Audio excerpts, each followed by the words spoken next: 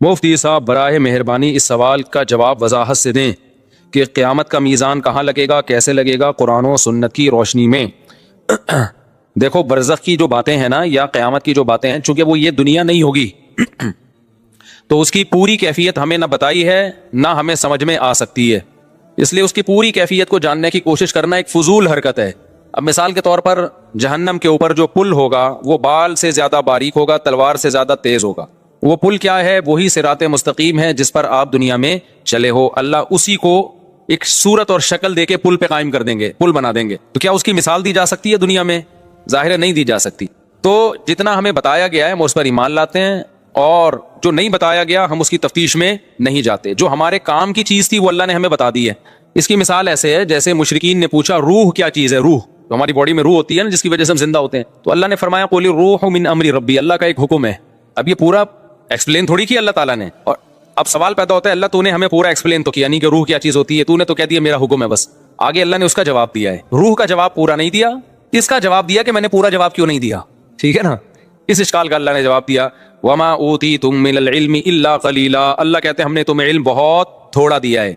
علم ہے تمہارے پاس لیکن اتنا نہیں ہے جتنا تم سمجھ رہے ہو۔ تو جتنی تمہاری کیپیسٹی ہے دماغ کی، اس کیپیسٹی کے حساب سے اتنا جواب کافی ہے کہ روح اللہ کا ایک حکم ہے۔ جب وہ باڈی میں ہوتا ہے تو ہم زندہ ہوتے ہیں، باڈی سے نکلتا ہے تو ہم مر جاتے ہیں۔ اور عجیب بات ہے میڈیکل سائنس نے اتنی ترقی کر لی، اب تک وہ بھی روح کو یعنی زندگی اور حیات کو ایکسپلین نہیں کر سکی ہے۔ پتہ ہے آپ کو یہ بات؟ میڈیکل سائنس کا علم جو ہمارے پاس ہے، ڈاکٹروں کے پاس ہے، وہ بھی بہت تھوڑا ہے، اتنا تھوڑا ہے۔ یہ جو جینز کا علم ہے نا، جین جس میں ڈاکٹر گھسے ہوئے اندر، ایک جینیٹک سائنس کے ڈاکٹر نے مجھے بتایا آسٹریلیا میں کہ اس میں 2% کا تو ہمیں پتا چلا ہے، وہ بھی 100% نہیں، 98% کا تو کخ بھی پتا نہیں ہے۔ نہیں آئی میرا خیال ہے بات؟ جو ہم جب آدمی کے سیل کو توڑتے چلے جاتے ہیں نا، تو ہماری جو بنیادی اکائی ہے باڈی کی وہ سیل کہلاتی ہے نا، جس اینٹوں سے ہماری باڈی بنتی ہے۔ اس سیل میں ایک نیوکلیس ہوتا ہے، مرکزہ ہوتا ہے، جیسے انڈے میں نا، انڈا بھی سب سے بڑا سیل ہے، ایک سائٹوپلازم ہے، اس کے اندر زردی ہے جو نیوکلیس ہے۔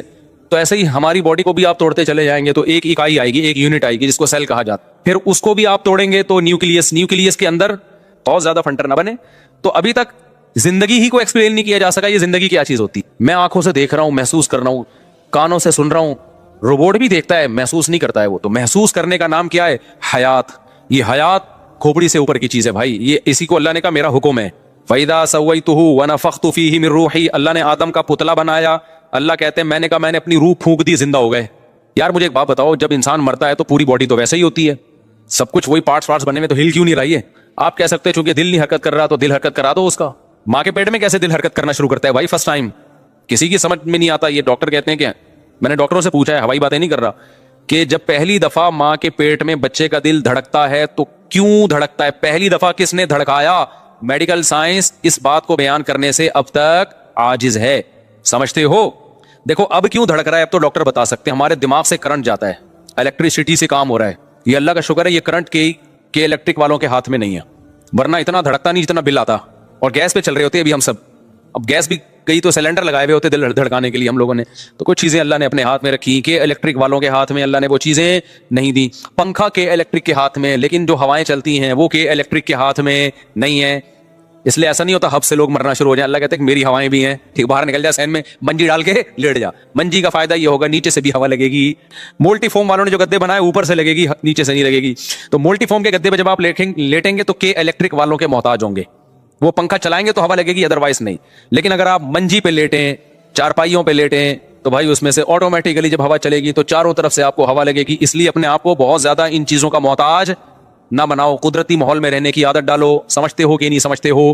میں سعودی عرب میں 2 مہینے رہا، ایئر کنڈیشن ہی میں رہتے ہیں، میرا دماغ خراب ہو گیا وہاں پہ، میرا دماغ پڑنے لگا۔ میں آیا گھر میں 2 مہینے بعد، جب میں آیا نا میں نے پنکھا چلا کے لیٹا یار، کھڑکیاں کھول دی کمروں کی۔ خدا کی قسم جو نیچرل میں مزہ ہے نا وہ آرٹیفیشل میں نہیں۔ پتہ نہیں لوگ 24 گھنٹے اے سی میں پڑھتے کیوں نہیں ہیں، عجیب ذہنی کوفت ہونا شروع ہو جاتی ہے، عادی ہو گئے ہیں۔ ہم نے اپنے آپ کو عادی کیا ہی نہیں ایئر کنڈیشن کا۔ تو میں کیا کرتا ہوں، میں تو آتا ہوں، میں آیا، میں نے گھر کے چاروں کھڑکیاں کھولی آرام سے، گھر ایسا بنایا کہ کھڑکیاں کھول کے بے پردگی نہ ہو۔ آج کل گھر بھی اس طرح کے ہوتے ہیں کہ وہ کہیں نہ کھڑکی کھول سکتا ہے آدمی، نہ کہیں صحن میں لیٹ سکتا ہے۔ تو اس سے یہ جو نیچرل لائف ہے نا یہ سکون دیتی ہے انسان کو۔ پنکھے کی بھی اپنا مزہ ہے بھائی، اگرچہ پنکھا نیچرل نہیں ہے لیکن ڈنگ ڈنگ ڈنگ کی آواز کا اپنا مزہ ہے۔ ابھی تمہیں اگرچہ تم لوگ دین سننے کے آئے تو تھوڑی سی باتیں بھی سن لو نا۔ میں جب جاپان گیا نا ابھی، تو مجھے جو کمرہ دیا ارشاد بھائی نے، وہ اس میں सर्दियां थी तो पंखा तो चला नहीं सकते थे, अब हीटर चलाते तो मुझे हीटर से तकलीफ होती है। ये जो हीटर होता है ना, एयर कंडीशन में जो हीटर भी चलता है ना, ये अजाब है। ये गैस का हीटर भी एक अजाब है। लकड़ियों की आग भी हमने तापी है, उसमें वो टेंशन नहीं होती जो गैस के हीटर में होती है। पता है आपको, लकड़ियों की आग जला दो ना कमरे में, उससे जो हीट मिलती है उससे आदमी स्ट्रेस डिप्रेशन में नहीं जाता। ये जो गैस का हीटर है ना, ये अजीब सी चीज है ये। तो मैंने कहा भाई हीटर नहीं चलाओ, ना एसी वाला हीटर चलाओ और ना गैस वाला। अब सर्दी बहुत है तो डबल रजाई ले लेंगे हम, कोई बात नहीं। अब जब डबल रजाई ले रहे हैं तो अब पंखे भी नहीं चल रहे, हीटर भी नहीं चल रहा, कुछ भी नहीं, तो आवाज, अब कोई जरा सा ठक हो आवाज आती है। साथ में उनके बच्चे तो बातचीत करेंगे, शोर शराबा करेंगे, नींद ही नहीं आ रही। तो मैंने क्या किया, मैंने कहा मुझे तो पंखा चलाना है। पंखा था ही नहीं, सॉरी, जापान में सर्द इलाकों में थोड़ी पंखे। तो मैंने क्या किया, मैंने कहा यार यूट्यूब हर बीमारी का इलाज है, मुझे चाहिए पंखे की कड़ंग कड़ंग आवाज। हम तो आदी हैं उसके कड़ंग कड़ंग आवाज से, गड़ंग गड़ंग। पंखा जितना बेकार होगा ना उतना अच्छी लोरी सुनाता है। पंखा जितना खराब होगा ना, कड़ंग गड़ंग गड़ंग गड़ंग, एक फ्रीक्वेंसी के साथ वो गड़ंग गड़ंग करता है, उसका अपना मजा है यार। बचपन याद आता है, बचपन याद आता है। पहले बड़े आड़े तिरछे पंखे हुआ करते थे ना, गड़ंग गड़ंग गड़ंग घूम रहे होते थे, लगता था ये हम पे गिर जाएगा। और एक दफा मैंने पंखा गिरता हुआ भी देखा है। पंखा ऐसे खड़ा हुआ था, गड़ंग गड़ंग गड़ंग घूमने का भी गिरेगा, वो गिर गया थोड़ी देर में, खैर बच गए हम। तो मैंने क्या किया, यूट्यूब पे लिखा फैन वॉइस फॉर स्लीपिंग, तो यूट्यूब पे आ गई पंखे की आवाज। मैंने लगाया जोर से, गहरी नींद। अब शोर शराबा और मुझे थोड़ी देर ये तसव्वुर होता है कि ये यूट्यूब पे ओरिजिनल नहीं है, लेकिन 5 से 10 मिनट के बाद ना आपको लगेगा वाकई पंखा चल रहा है। तो अब वो शोर भी कर रहे हैं, बातें भी कर रहे हैं, मेरी सेहत, मैं समझ रहा हूँ पंखा चल रहा है। ये यूट्यूब पे डाला इसलिए है। और नीचे लोगों के कमेंट्स के, जब से हमने ये पंखा चलाया ना, यूट्यूब गोरों के कमेंट्स थे कि मजे की नींद आ रही। अच्छा, उसमें फिर ऐसी वीडियोस में बारिश हो रही है, बास दफा बारिश में भी बड़ा सुकून मिलता है। बारिश हो रही हो ना, थोड़ा बिजली कड़क रही है, बड़ी गहरी नींद आती है। ये नेचुरल है, एक नेचुरल माहौल पैदा हो जाता है। तो मैं तो नेचर से लव करने वाला आदमी, मुझे नेचर से मोहब्बत है, तभी तो शादियां की हुई हैं, मुर्गियां पाली हुई हैं, ये सब नेचर है। तुम लोग को लैंड क्रूजर और ये नेचर नहीं है रीवो, ये जरूरत है। नेचर ये है कि बकरी का दूध, मुर्गियां, बेगम, बच्चे, पंखे, गड़ंग गड़ंग। गड़ंग भी नेचर नहीं है, लेकिन पुराना जमाना तो याद आता है ना, सही है ना। एयर कंडीशन नेचर नहीं है, कंबल नेचर नहीं है, रजाई सदियों से इंसान, मैं कंबल में नहीं सोता कभी। आप देख ले, मैं जहां भी जाता हूं बोलता हूं भाई रजाई चाहिए। रजाई का एक वेट होता है, सर्दियों में जब रजाई लिहाफ ऊपर लेते हो उसका अपना मजा है, कंबल में वो मजा नहीं है। दूसरा, कंबल में गड़बड़ क्या होती है, वो करंट मारता है, बालों से चिपक रहा है, बाल चिपक रहे हैं, अब एक टेंशन है। फिर उसके अंदर गर्दो गुबार अटकती है, आपको पता नहीं होता, उसकी सफाई आसान नहीं होती कंबल की, तो कंबल हो जाता है आपको। तो इसलिए मैंने अपने लिए घर में रजाई रखी हुई है, ज्यादा सर्दी होगी डबल रजाई। कहीं भी जाता हूं मेहमानों से बोलता हूं, मेजबान से बोलता हूं मुझे रजाई लगे तो कंबल नहीं। तो रजाई में वेट ना, शदीद सर्दी में रजाई का जो वजन होता है ना आपके ऊपर आता है, बड़ा मजा है उसमें भाई। तो वो क्या किया हमने, यूट्यूब पे पंखा लगा लिया, कड़ंग कड़ंग आवाज आ रही है, बड़े मजे से मैं पंखा लगा के सो गया।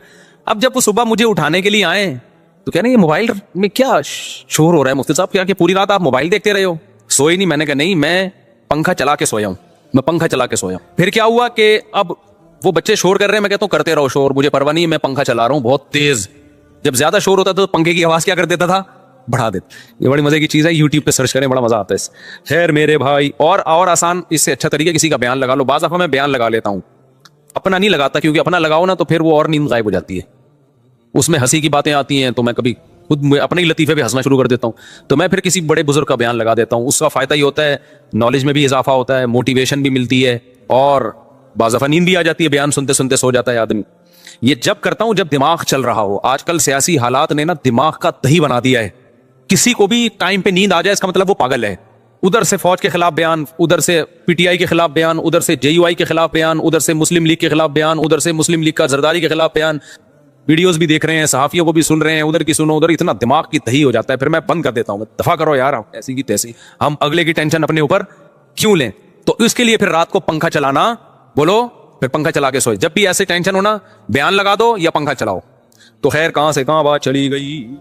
तो मैं जो सवाल पूछा था कि बहुत सारी चीजें हमारी मेंटल लेवल से ऊपर की हैं, तो हमें आखिरत की जो बातें बताई गई हैं, तराजू भी लगेगा, उस तराजू की कैफियत क्या होगी। ऐसे कोई फरिश्ता यूं करके पट्टे लेके बैठा हुआ होगा तराजू के, या कोई डिजिटल तराजू होगा, क्या होगा ये हमें अब बताया तो गया। तराजू के एक पलड़े में गुनाह रखे जाएंगे, एक पलड़े में नेकियां रखी जाएंगी। बस हमारी फहम के मुताबिक बात की गई है। देखो तराजू तो ये भी है, जो आजकल थर्मामीटर भी तो एक तराजू है ना, जो टेम्परेचर को नापता है।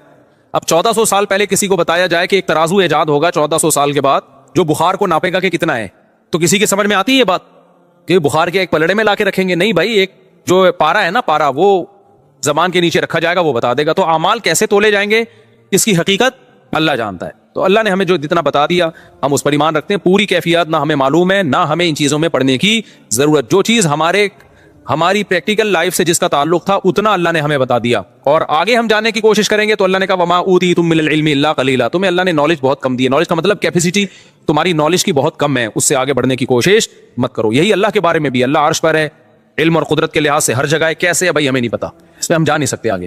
اچھا بھائی مفتی صاحب, طلاق کے بعد عدت کے دوران عورت کو نکاح کا پیغام بھیجنا جائز ہے یا نہیں؟ حرام ہے بالکل. نیز طلاق کے بعد عورت کی کتنے مہینے عدت ہوتی ہے؟ 3 مینسز. عورت کو 3 مینسز آ کے ختم ہو جائیں گے نا تو اس کی عدت پوری ہو جاتی ہے.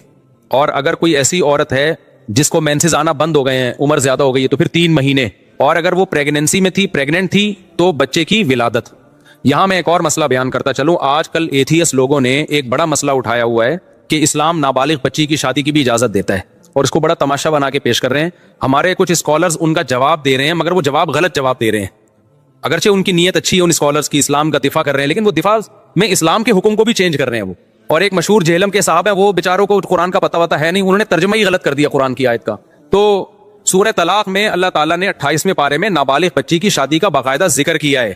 واللائی یئسن من المحیض من نسائکم ان ارتبتم فعدتہن 3 اشہر واللائی لم یحضن. اللہ فرماتے ہیں جو عورتیں جن کو حیض آنا بند ہو گیا ہو, ان ارتبتم, اگر تم شک میں ہو, وہ جہلم والی سرکار نے ارتبتم ہی کو غلط مطلب کر دیا اس کا. اگر تم شک میں ہو کہ ان کی عدت کیسے پوری ہوگی, تو اللہ کہتے ہیں 3 مہینے ہیں.